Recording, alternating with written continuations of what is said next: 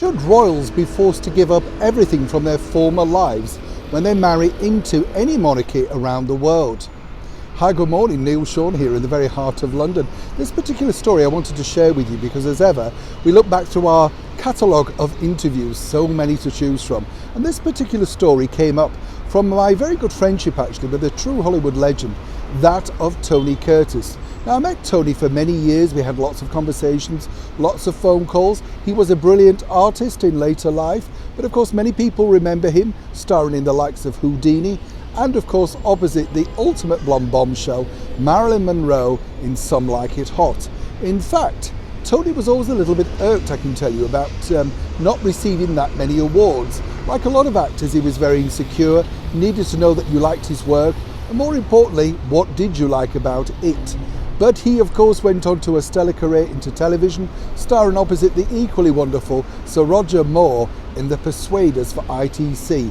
A great series. It's still now on YouTube if you want to watch some of the episodes. Fabulous 70s fashions. But more importantly, Tony and Roger together were a unique combination and both got on, even though they were both megastars of movies. But it was Tony's conversation regarding another blonde, not Marilyn Monroe, that caught my eye while looking through some of the footage. Now, it's interesting to note with Tony because, as I say, he truly knew everybody in the world of Hollywood, from Frank Sinatra, Louis B. Mayer, Rock Hudson, every single person that was a mover and shaker in Hollywood at that time. But the conversation fell to a lady who became something of a royal icon, none other than Princess Grace, formerly known as Grace Kelly. Now, he told me that he knew Grace incredibly well, and when she actually got married at that time in 1956 to Prince Rainier, of course Hollywood was agog. It was a fairy tale story. MGM paid for most of it, and more importantly, they couldn't believe that they were kind of losing, if you like, a blonde Oscar winner over to a real life royal family. But Tony said that Grace herself really didn't believe at that point that she would truly have to give up her career. She felt that after a couple of years of settling in to a life of monarchy, that she could at least dip her toe back in, perhaps with one or two parts. Now, he was very sketchy as to why and how it all really came to a head, but he said that in 1960 they met at a fundraising gala for the then President Kennedy. And interesting to note, Tony said that, she spoke about wanting to come back. There were discussions about various movies, including The Apartment, which of course starred Shirley MacLaine and Jack Lemmon, but it came to nothing. Now, the true story goes that it was because Prince Rainier didn't want her to be in the arms of another man on the big screen, no kissing scenes, all that sort of stuff.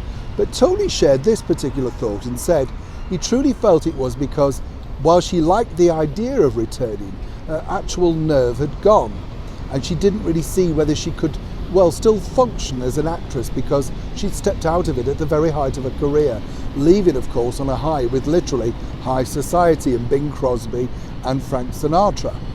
But as he pointed out, she never really let go of the dream, the fantasy, a little bit like Norma Desmond, of returning. And all she truly did in the end was give poetry readings to the latter part of her life so that she could see whether she could still get up in public and create a different persona other than that of Princess Grace of Monaco. Tony truly believes that it was a great loss because in a more modern day term, and these interviews were taken a few years ago obviously, he felt that she could have combined the both. But in 1950s puritanical United States, he felt that, perhaps they weren't quite ready for a real life princess on the stage, on film, or indeed simply not being anything other than Princess Grace of Monaco. No matter how much money Alfred Hitchcock offered her, she simply had to turn it down each time. And he felt that was such a great waste because, as he said, she was a brilliant actress, totally unique, and could have gone on to so much more, as well as becoming a real-life princess. Neil Sean in the very heart of London.